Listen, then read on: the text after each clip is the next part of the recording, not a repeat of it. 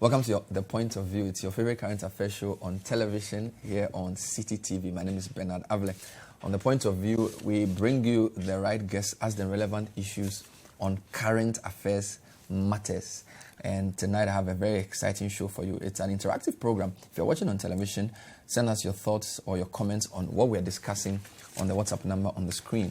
And of course, if you're watching on social media as well, there's a conversation in the stream that you will be happy to contribute to. So tonight, we promised you last week that the debate over the new voters register and the biometric system was not going to be a one-off.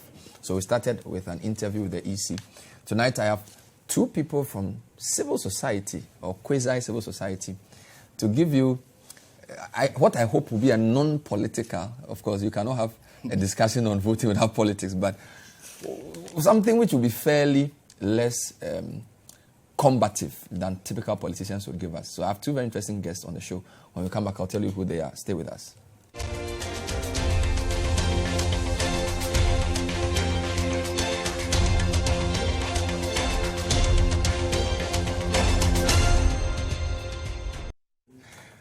So on the show today, we're getting into the debate. The Electoral Commission of Ghana declared its intention sometime last year. Indeed, they held a press conference on the last day of the year to declare the intention of not just procuring a new biometric voting registration system, but also the intention to do a reopening of the voters register, a fresh registration of everybody else, because they thought that the system they inherited from their predecessors was not fit for purpose. It would be too expensive to reuse, and that it didn't give control to Ghanaians, and the consultant had too much power.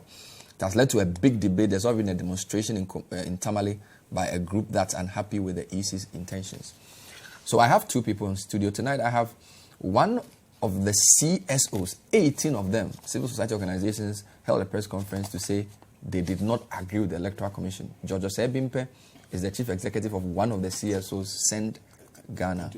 He's the country director of Send Ghana, but he's here representing the coalition of civil society organizations who coalesce to do many things. On this occasion, they are coalescing against the register. George, welcome to the show. Thank you, Bernard. Great. We also have from the Alliance for Accountable Governance. I prefer to call them a pressure group. A pressure group. And some people say they are more lean towards the MPP, and that's quite clear. Davis Obuku-Ansah is the director of operations of AFAG. But Davis has an interesting background. He also worked with the Let My Vote Count Alliance. This was prior to the 2016 election. They agitated for a lot of reform with the then EC. I wonder whether Let My Vote Count Alliance is still working. Are they still alive? They're still alive. What's the last thing you've done in the past 3 years? Well, we're still calling for reforms and as part of the discussions, for the new register. So Let My Vote Count supports the new register? Of course. As does AFAG. See. And you also support ROPA? Yes. You support ROPA as well? I see. Happy. But you are here for AFAG? I'm here for AFAG. You are here for AFAG. Okay. So let me flip it around. George, the civil society organizations have been quite vociferous. I have in front of me parts of your press statement that 18. Yeah. That's quite a large number. Is this the first time this group have met on something, or have they agreed on other things in the past? This 18? No, we have agreed on so many things in the past. You recall that when we felt that the Auditor General was not being allowed to work, we came out issuing a statement calling upon the authorities to allow him to do his work, because we felt that he was he's one person that has been missing that we have never had in recent past. And so in terms of accountability, he is one of them. On several occasions, we have issued so many press statements, and we have had several engagements, even with the president. When the president was elected and was sworn in, almost every 6 months we were meeting him. You meet him? Yeah, we're meeting him to discuss issues of national interest, accountability issues, and so on and so forth. I have the list here just for viewers to we have the Ghana Anti-Corruption Coalition. As our coordinator. Then we have Imani Africa. And there's Send Ghana, which is you. Yeah. There's Africa Center for International Law and Accountability, ASILA. Yeah. Financial Accountability and Transparency Africa, FAT Africa. Media Foundation for West Africa. Youth Bridge Foundation. West Africa Civil Society Institute, WACSI. Citizens Movement Against Corruption, CIMAC.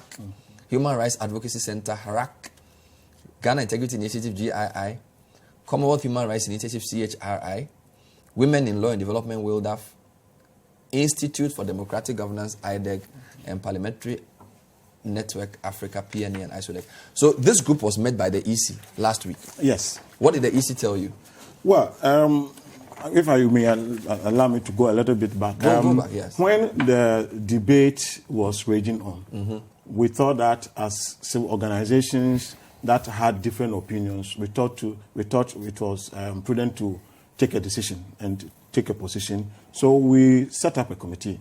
And that committee's terms of reference was to research into this issue for us to understand it so that we would not leave the matter between the NDC and MPP, often which is characterized by the usual cacophony and the emotions and all those, because we thought this was a critical national issue that we should let our position be known. So in the course of preparing ourselves and having drafted our statement, we had an invitation from the EC.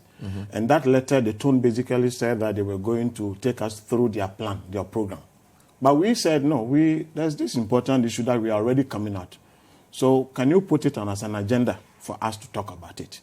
So that we would come to such a meeting with open mind. If we are at the end of the day convinced, then we will still go to the public and say, having listened to the EC and having been convinced, we think that what they are saying is right. So you didn't have a prior position before meeting the EC? No, we had. We had commissioned, commissioned a team, a committee that had finished work and had, gotten back to us. Okay. We had drafted our statement, so we're discussing and we're asking for comment. And when this letter came from EC, okay. So we wrote to EC and said, we are already looking at this. So can you put it on as agenda so that we talked about it? Great. When we made the EC, that was the only thing we talked about. Great. We didn't go through any other issue. So basically, the issue tried to rehash the debate that was already, or the opposition that was already in the public domain, telling us why they needed a new voters register, giving the major reasons: obsolete equipment, software, hardware issues, the fact that they could not, export the existing biometric data onto a new system. But we had done the fact that the new system they're proposing would also include something they call facial good, in addition to the existing features. But we had done our work. We had, in doing our research and having our discussion, we really consulted seasoned, IT experts for them to let us understand some of the issues, and we were left unconvinced after we have had that interaction with the EC. So we went ahead and made our position known to the public. The EC? Yeah, no, I mean, to the public. In the meeting, we let our position know, of course, per the question and the kind of advice that we were given, we thought that they could do it differently. But the EC appeared, their decision appeared. Okay, so let's group the issues into maybe 3 issues. The first will have to do with the system that they inherited from the previous administration. Yes. The fact that system, they say, is obsolete. They can't, upgrading that system will be too expensive. Yeah. Or they can't. They can't upgrade the system. And that it makes sense to procure a new system, which is cheaper. Yeah. So let's deal with that first before we come to the register. Why do you disagree with the EC? Well, we disagree with the EC for a number of reasons. One, we think that a system that cost as much as $16 million, for which about $40 million was only incurred only about 4 years ago, cannot be said to be obsolete. Why do we say so? The EC in 2016 spent millions of dollars to upgrade their system. Which was originally procured for 2012. Exactly. Upgrade their system. So that system cannot be said to be completely obsolete. And you see, the EC's central argument, technical argument, has, of course, they seem to be relying a lot on STL, which they have already discredited. 2, they seem to be saying that, or creating the impression in the public that the entire biometric, the entire voter management system was or has been in existence since 2011. And we are saying that cannot be true because per your own expenditure plans, you spent huge sums of money in 2016 to upgrade it. under your own strategic... So the system we have now is not the 2011 system? No, it cannot be. It's a 2011 system with upgrades? Yes, because in 2016, there was an an independent IT expert that did an audit of the system. And indeed, if you read that report, nowhere did the IT expert make any recommendation for a complete or a new voter register. It kind of advised for the continuous upgrading of their system. Of course. And that is something that they have been doing. So it comes to us as a surprise that the EC will be making an argument like that. The other point I want to make is that if you look at the new feature that they are adding, and which we pointed out to them, which is the so-called facial recognition feature, it's found to be inferior. Besides, it will not address the fundamental problem, which is the non-recognition of the fingerprint. If it will not solve the fundamental problem, why would you push for such a feature? Because everything in the biometric data system is going to be intact, except the facial recognition technology, which is not the panacea to the problem of manual verification. In any case, manual verification is not illegal. And if you look at the recent election and you look at the non-recognition rate of 0.64%, it is reasonably acceptable. And so if you are going to introduce a system, one would have thought that you would introduce something that will give us a better, a higher level of efficiency rather than something that will not solve the problem. And we were saying that the iris scan, for example, is the best approach if you wanted to even solve that. Because the iris scan is supposed to be a far more biometric feature superior to the facial. And we have challenged the EC to prove to us if there can be 100% biometric authentication. The EC has so far not put that information out in public, and we want to throw that challenge. We will be ready to agree and go with EC if they come and prove to us that they are going to have a biometric system that will provide us 100% authentication. So you've addressed two issues. The EC also raised a cost issue, which I would let you address. But you said the claim that the system was procured in 2011 and therefore is obsolete is not true. It's not true. Because per their expenditure in 2016, they spent money to upgrade the system. Yeah, if you indulge me, let me quote some amount of the money that they spent. Yes. In 2014 and in 2016, the EC spent $4,375,330.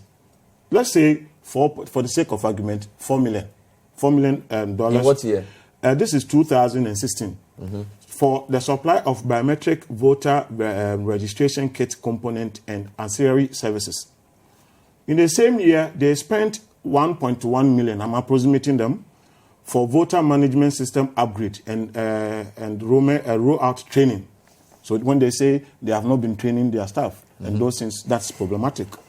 Then in the same year, preparation of BVD and ancillary services, that is $14 million. Still 2016. In the same year, construction of prefab district offices, that is phase 1 and 2. That is $5.8 million.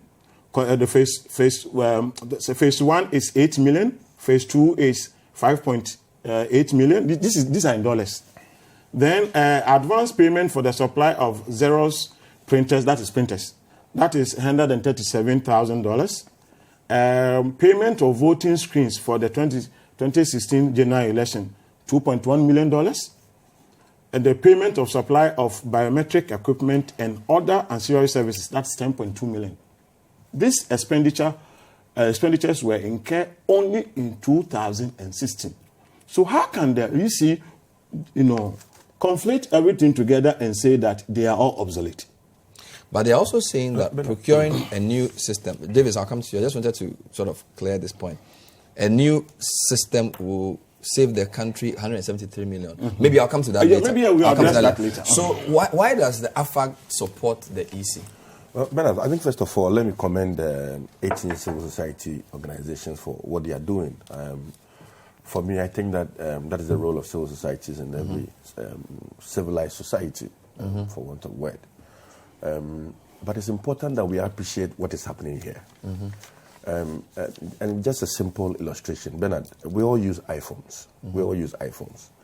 And we know that virtually every year or every other year, there's a new iPhone that comes into the system. I mean, so you can have an iPhone 7 that supports an upgrade. Let's say iOS 13 that has come. The iPhone 7 supports it.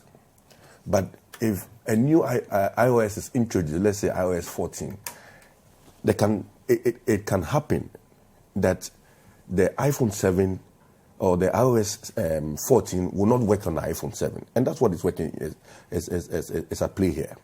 Simply as put, in a new operating system yes. making the phone that you have obsolete. Obsolete.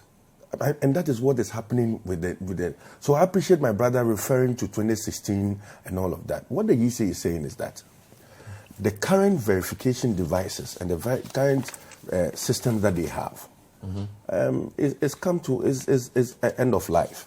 It means that they are not even producing it again.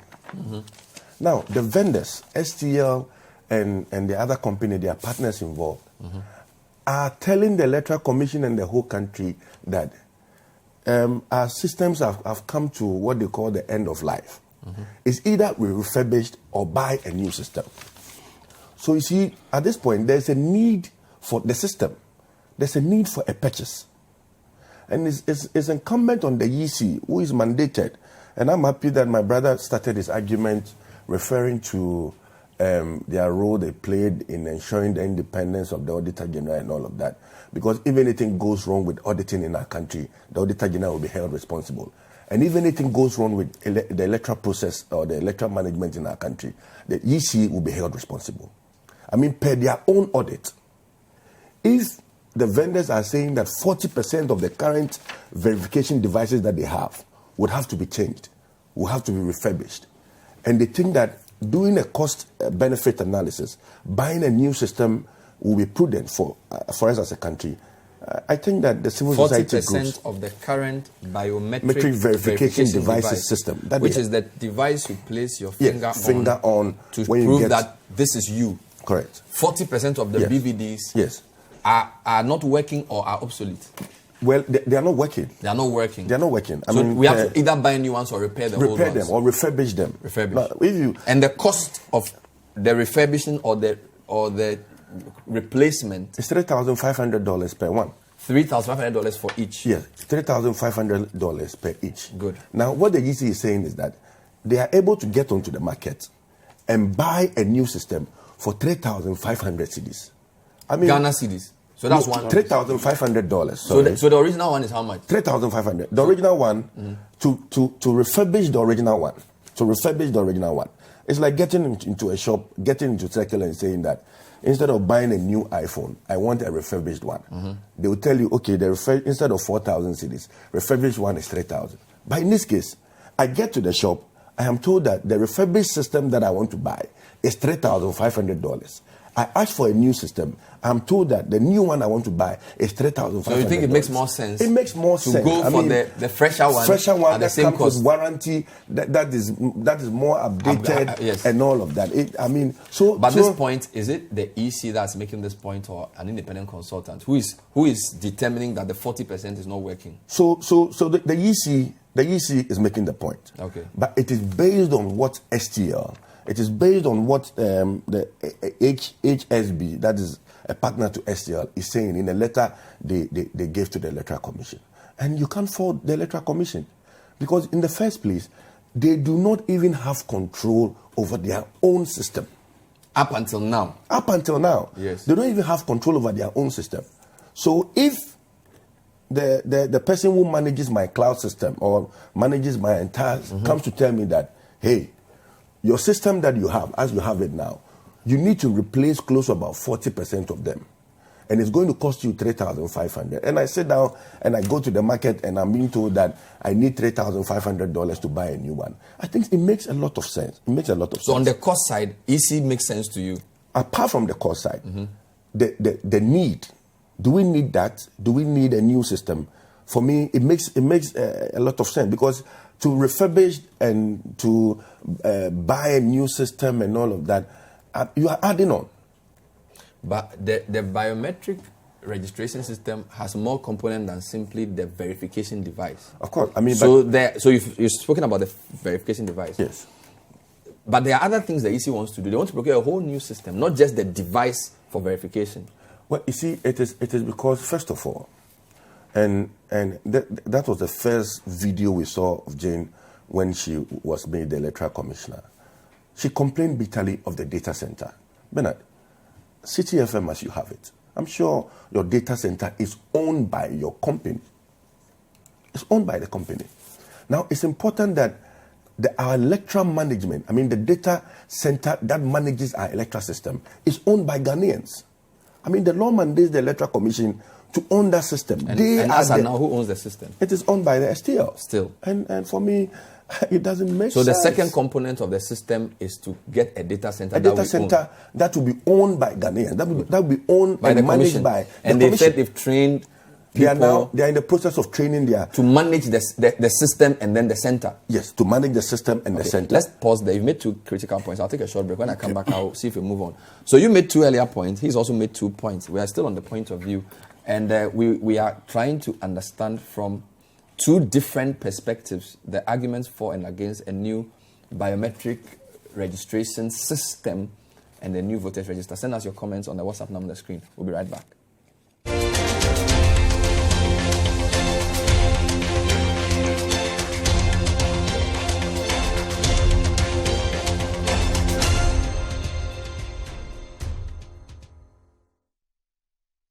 Welcome back. This is The Point of View. Today we're trying to understand the various arguments for or against a new biometric verification system for Ghana as we head for elections in 11 months. My guest, David Sopoku-Ansah, he is the Director of Operations for the Alliance for Accountable Governance.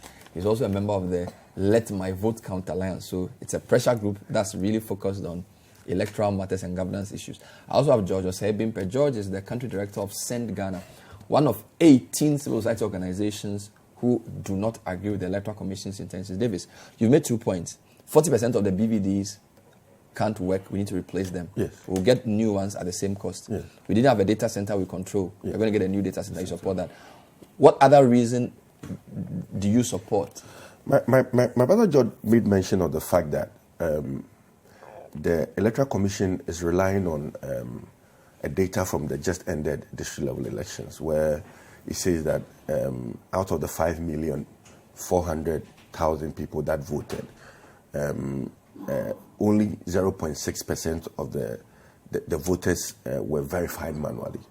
I mean, first of all, and rightly so, I agree with him, where he says that to be verified manually is not wrong. It's not wrong. I mean, we have people who do not have fingers. When they come, they have to be registered, verified manually. But you would also agree that, Bernard, as we grow, it's like armed robbery or thievery. Thieves always devise new means to steal the system. I can tell you that the 34,000, the 0.6 that he refers to, is close to about 34,000 people. A lot of these 34,000... Which was 0.6% of the 5 of the million. 5 million, 5 point something. So that's pretty small. Well, Bernard, it's not small. I'm coming. Bernard, I'm coming there. It's not small. The number that we are looking, the 0.6, I mean, in terms of percentage, it looks small. But in 2008, Bernard, you would agree that an election was decided in this country with 40,000 difference. 40,000 difference. And you can imagine. You see, and this is what our investigations is turning out to be. In some areas and some strongholds of some of the major political parties, people come representing people who have died. And, I mean, and you would agree that... And manual verification cannot stop them. The manual verification, because when you come and you say that, I am Kweku Mansa, your term is... So what's the assurance that the system that is proposing would reduce the number of people who are manually verified? So if you come and your biometric fingerprints, the scanner is unable to pick it. Now, UC now says that they are now going to use a secondary verification system, which is facial. So it does not mean that the primary system of the thumbprint is going to be thrown away. But this time, you come and say that I am Kofi Mensah. You put your hand on the device does not recognize you. It says that don't worry. We now have in place a facial recognition system. And Bernard, you know that now facial recognition system is the order of the day. I mean, most of this... But what kind of facial recognition? Because there's a facial recognition that is only 80% accurate. Well, as for the what kind? It's not an exact science, is it? I am saying that let us agree that what the EC is saying is right. And let's advance the argument from saying that they don't need it to what kind of facial recognition system. The argument system be based on the type of system they are proposing, because he did indicate that if it was the iris scanning, yes, that is pretty accurate. But if it was just raw facial recognition, then you haven't helped yourself. Bernard, see, I have... So are you aware of what type of facial recognition he is proposing? Bernard, I'm coming. I have a Samsung S8. Mm-hmm. And you see, I always want to use the mobile phone so everybody understands. So that everybody understands. I have the Samsung S8, which uses the iris for verification. It takes quite a long time. Now, the new iPhones that we have, the iPhone 11 Pro and all that we have, uses the facial verification system. And even when you bend it to close about 50 to 60% from, the system is able to recognize it. You understand? So it tells you technology is advancing. So if the EC says that they are going to use facial recognition system, what we need to find out as civil society groups, as political parties, is that, yes, we agree with you. But what kind of system? How sure are you that this will solve the problem? So that 0.6%, that turns out to be near 40,000, where a political decision is, we take a decision on in this country, and which can turn this country into some disturbance, can be arrested. So you've made your third point. Yes. So BVD, data center, and then upgrade facial recognition. You made two initial points that the claim that the 2011 system for the agent is false, because based on their own expenditure in 2016, the system was upgraded.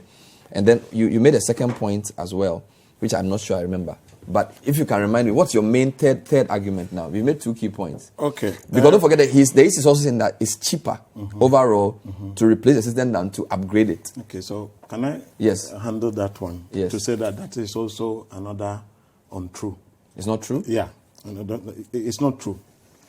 But before I go on, Bernard, let us all recognize the fact that what the EC calls consultation is nothing but a pure attempt to kind of rationalize and justify an action they have taken way back. And I will give the facts. As far back as in December 2019, I mean, as recent as December 2019, they announced that they are going to undertake broad consultation. And one would have thought that when you say you are going to undertake broad consultation, it means you have not taken any action at all. But in April 2019, the EC had gone ahead to, if you like, already advertise. Advertise what? Or what we call for bid for a whole biometric voter management system. In April? In April 2009. So the consultation only came after 9 months. Wow. So the timelines are not correct? No, they are not correct. And that is that's something that they will have to tell us we are lying. Two, they went ahead in the same year, around the same time, to award a 6 million worth of contract. 6 million? Yeah. For what? For the data center. Yes. Dollars? Yes. Whereas they hadn't agreed with wherein lies the genuity in terms of the point they make about consulting people. In the second place, if they are really consulting, why would they be signaling to the public that whether you like it or not, we are going ahead? Where comes from that intransigence? That's that's something I want us to think about. Great. That whatever they are doing is to justify and rationalize the procurement gig that they had undertaken. But just to agree with my good friend, I thought I was still on the floor. No, I mean, this is a discussion. It's a point of information. Okay. I mean, I agree with you, and I have challenges with the communication of the Electoral Commission on these matters. But you see, we should appreciate that the civil society's commentary political parties' commentary, whatever anybody is saying, are just advisory. Do you agree with me? Partly, and as I will explain to the you. EC doesn't need to hear what we say. No, the EC does need to hear what we say. I think we need to correct that impression. The EC does need to hear what we say. Ben, but what we say is just advisory. Davis, I think we should also respect the independence of the Electoral Commission. And that's where I'm coming to. You see, I mean, Bernard, I you appreciate. cannot since ride 1992 on your independence or so-called independence to waste public resources.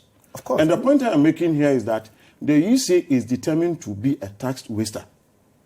And Can you prove that? Yes, I will prove that, and that's where I'm coming to. So I'll take your analogy, the iPhone analogy. Yes.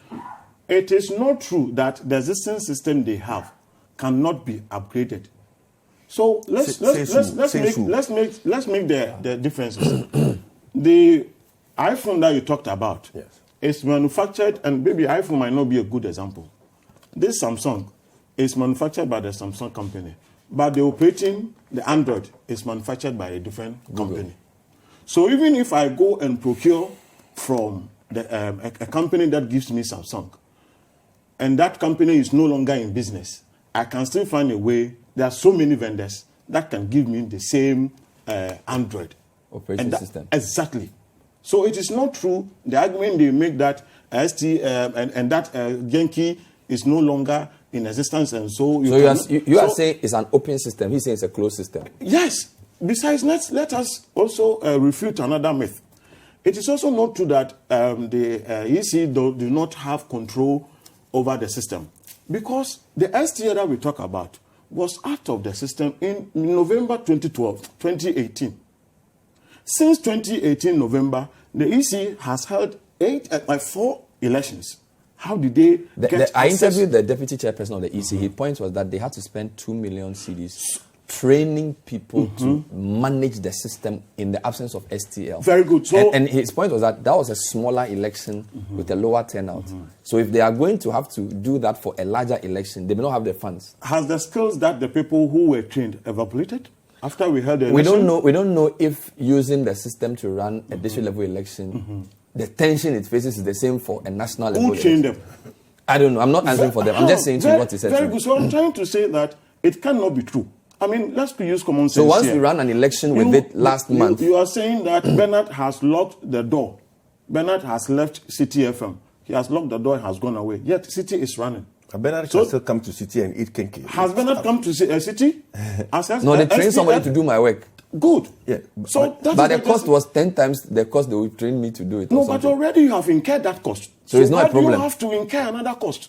Fair enough. You have incurred that cost, and that skill is now living with the people.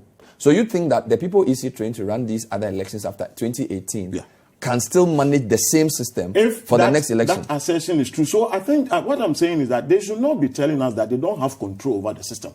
Because we cannot use a system that you do not have control over to run 4 elections. And I'm saying 4 elections. So the issue will have to prove us them. Then the issue of 40% replacement. You see, Bernard, it's common economics. If you have to replace 40, do you have to go and buy 100? You have 100 mobile phones and 40 are not working. Do you have to throw all of them away and go and buy 100? What do? You either refurbish or you buy new ones. And we are even saying that if you come to us and say you have made savings, that is even another untruth that you are peddling around. How do I come by this? You base your figures on STL figure.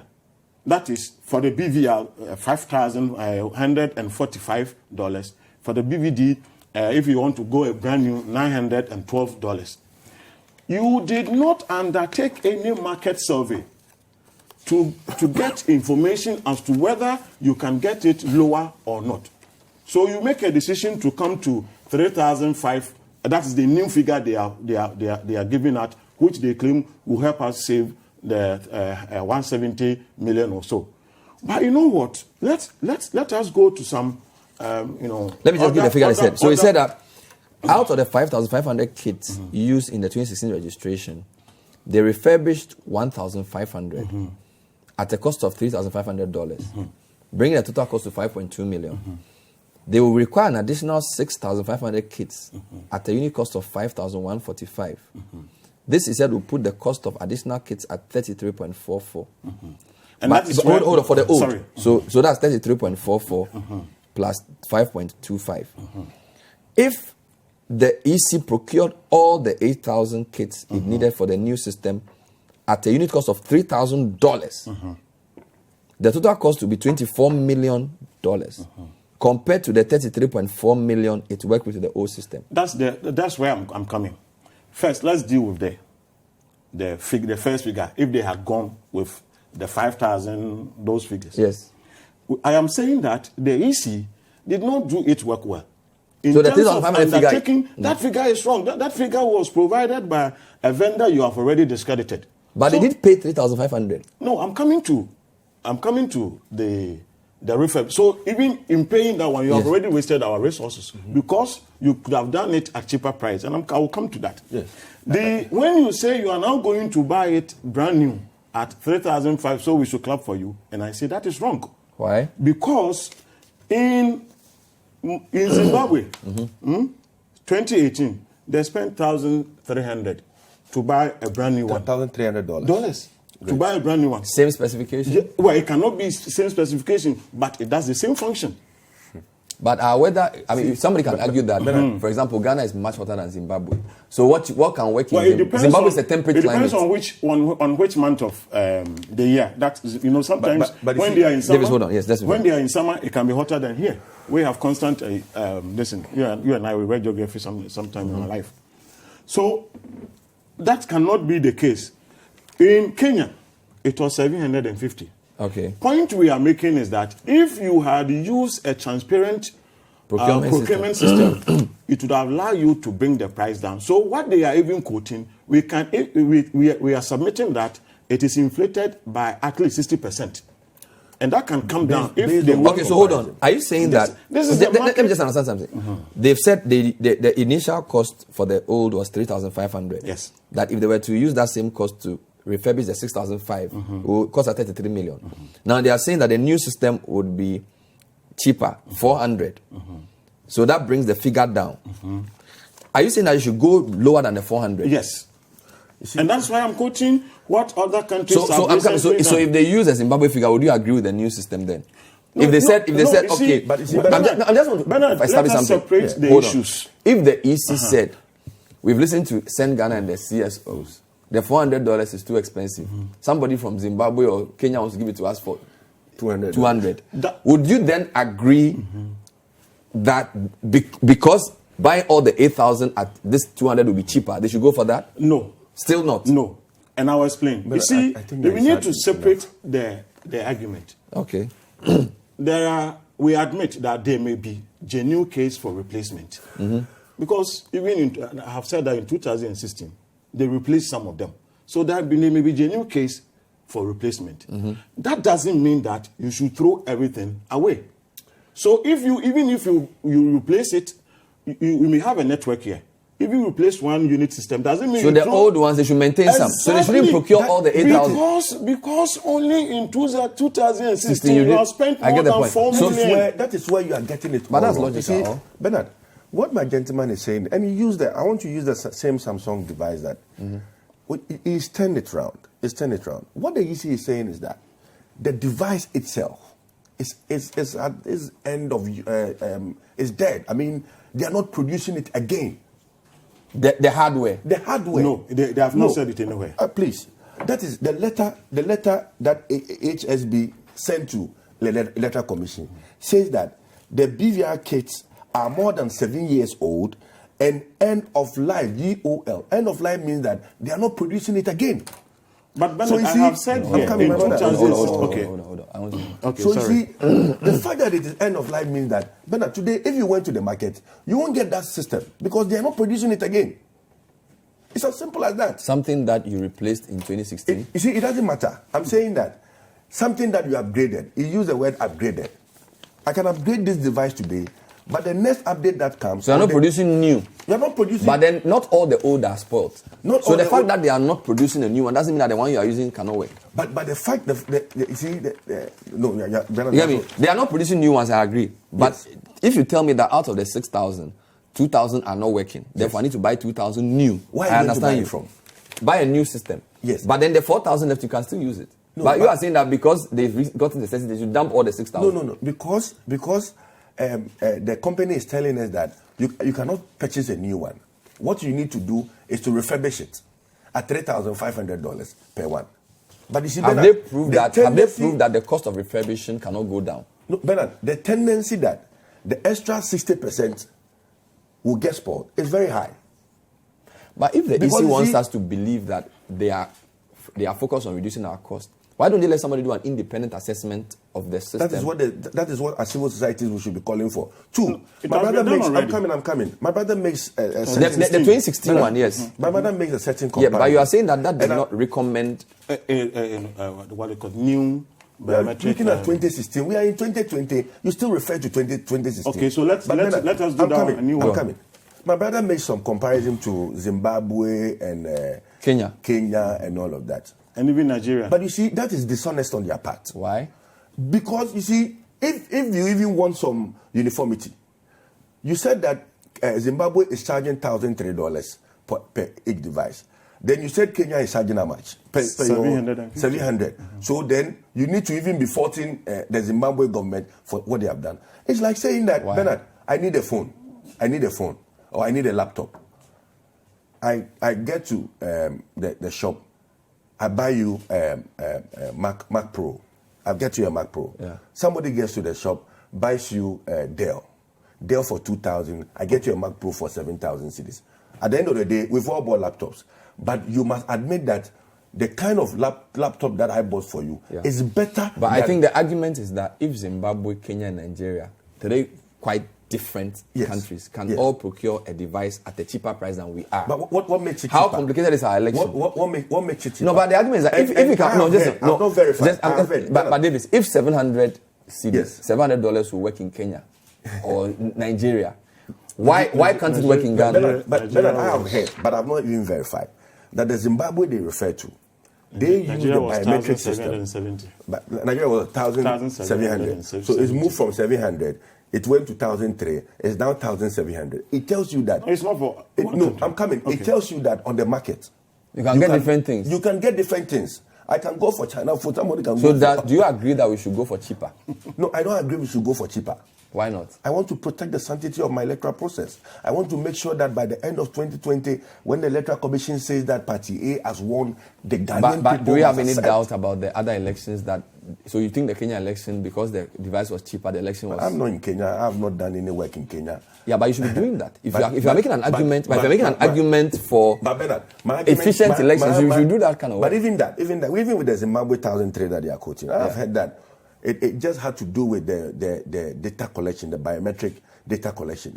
There was nothing like verification as part of it. I don't know how true is that, but I have heard of it. All right. But you see, my point is that you cannot sit here and pick 4 or 5 countries, say that somebody bought at 700, somebody bought at 1,007, so the electoral commission should not be buying. What you need to do is to seek for further checks. Make sure that the system that they said, because you see, it's an international world. They get onto the international market to buy it. All right, we'll take a short break. This is still the point of view. We'll be back. We have David Sopoko Ansa of AFAG and George Osebimpe, who's from the coalition of CSOs. We'll read your comments as well. This is the point of view. Stay with us.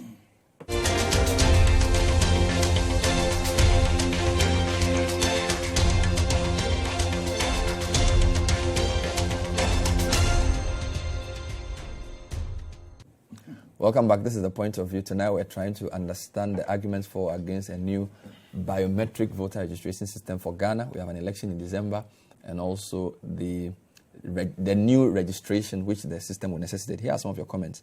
Bernard, my issue with the new register is the stress one has to go through to register. Ghana card self wahala. This is from Marge. Prince from Koforidua. Why is the EC refusing to give copies of the advice from STL to all the political parties so we read and know the truth and back them? than quoting some parts of the report which we have not yet seen.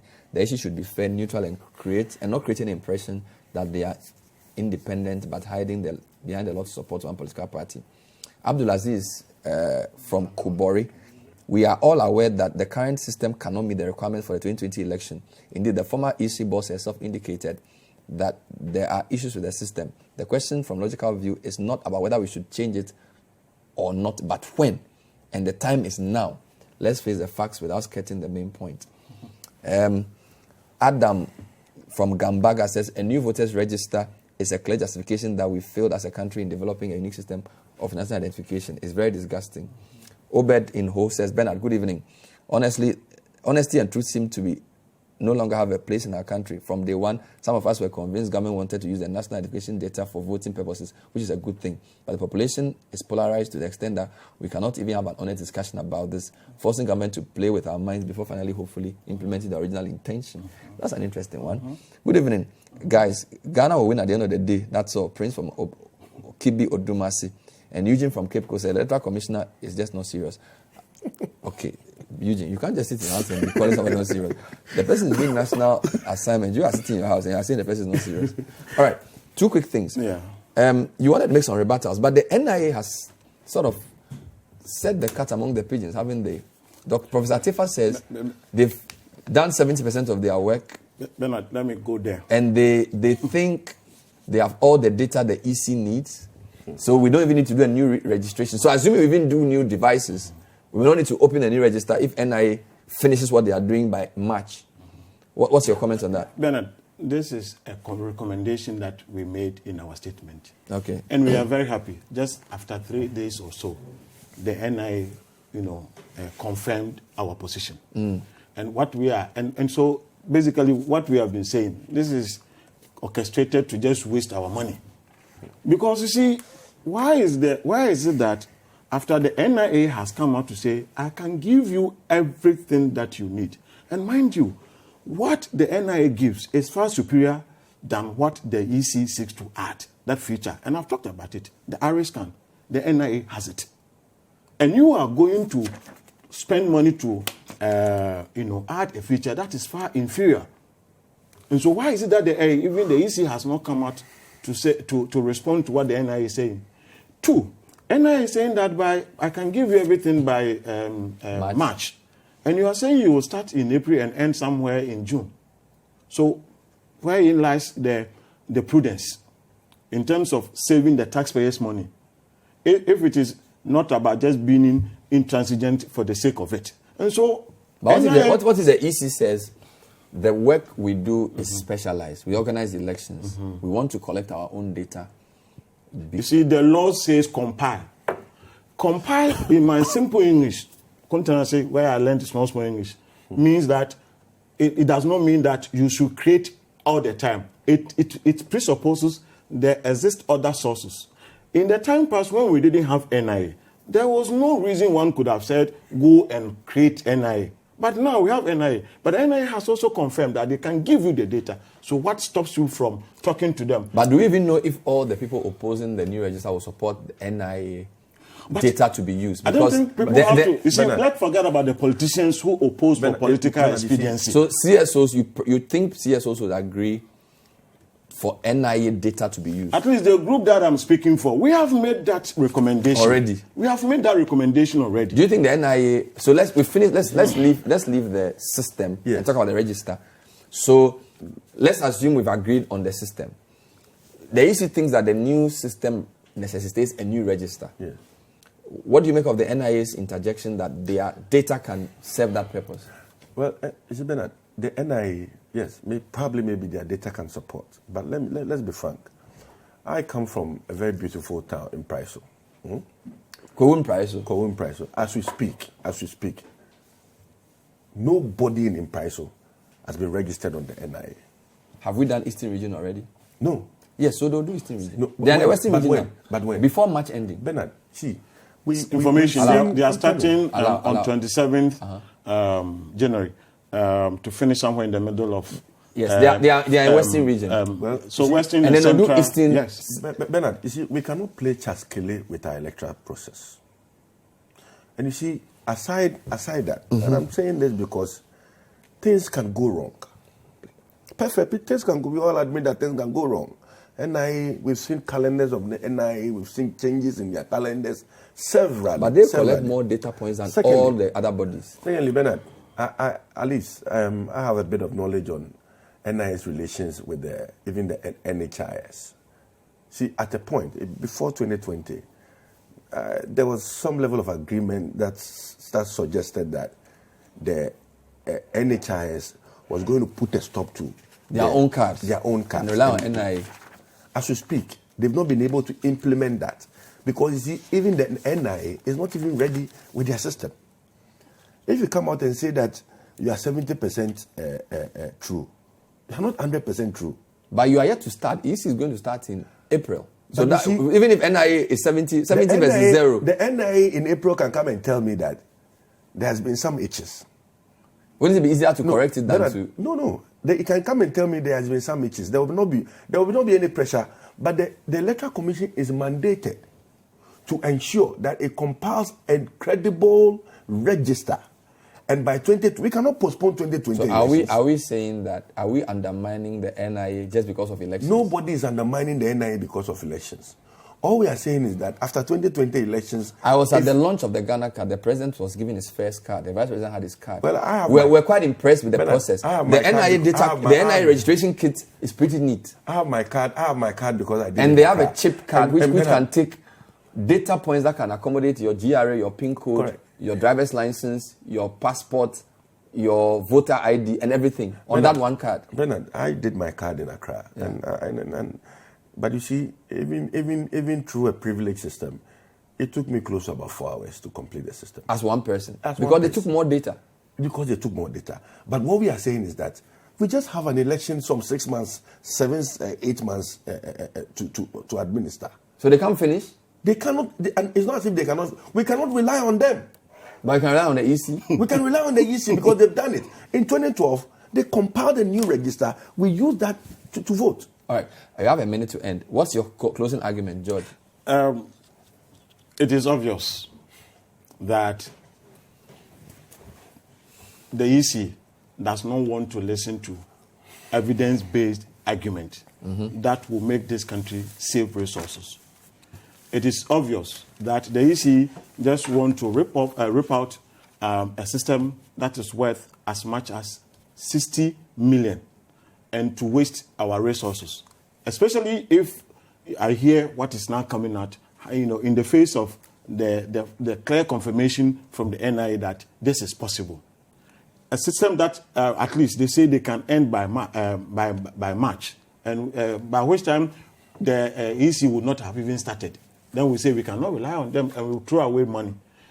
The EC may appear intransigent, but I think that they have every opportunity to redeem themselves, to back down on their position and listen to what some of us are saying. So we don't want a new system, upgrade the old system, and we don't need a new register. No, we are not saying they should not buy where they have to buy BVRs, and they can use prudent procurement system to get us cost-effective arrangement. So it does not mean that when you buy a new BVRs and BVDs, it does not mean that you need a new system, because there's technology for you to use the existing software. Thank you very much. Upgrade it. Thank you very much. We've been talking to George Osebimpe, is a coalition of CEOs under the Ghana Anti-Corruption Coalition platform, GAC platform. George, thank you very much. Thank you. He's the country director of Send Ghana. David Soboko Ansa from Empire is the director of operations. You didn't tell me where you are from. Director of operations of AFAG, and also a member of the Let My Vote Count Alliance. Davis, give me just 30 seconds. Just like the EC doesn't have time, I don't have time. Just 10 seconds. What I'm trying to tell my brother is he should do his research well. We are looking at we are looking at 17 million people to be registered for 2020 elections. I will counter that. As we speak, I will counter that. The NIA has given out cards to 4 million people. All right. They have registered 7.3 million. So they can't finish. Thank you. Bernard, you have data of that's all we have time for. Million. You don't Thank you very much for watching. Stay with City TV. We'll see you next time. You don't